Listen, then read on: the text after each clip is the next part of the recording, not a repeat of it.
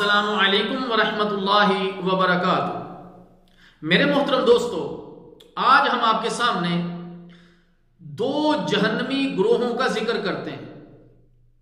سیدنا ابی ہریرہ رضی اللہ تعالی عنہ سے روایت ہے کہ رسول اللہ صلی اللہ علیہ وسلم نے ارشاد فرمایا، جہنم میں جانے والے دو گروہ ایسے ہیں جو میں نے ابھی تک نہیں دیکھے اور وہ میرے بعد دنیا میں پیدا ہوں گے۔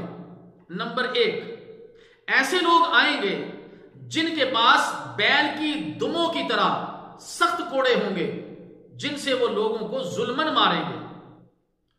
اور دوسرا گروہ، ایسی عورتیں پیدا ہوں گی جو کپڑے پہننے کے باوجود ننگی ہوں گی، یعنی باریک اور تنگ کپڑے ان کے جسم پر ہوں گے۔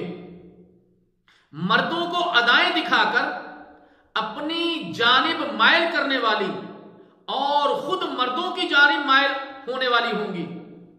ان کے سر بختی اونٹوں کے کوہان کی طرح، یعنی بالوں میں اونچے جوڑے لگانے کی وجہ سے ایک طرف جھکے ہوئے ہوں گے۔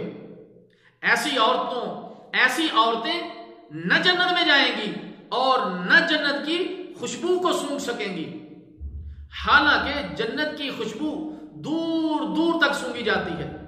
صحیح مسلم۔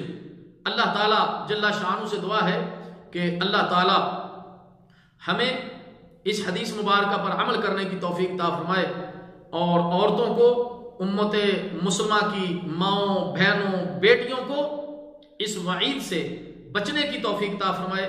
والسلام علیکم ورحمۃ اللہ وبرکاتہ۔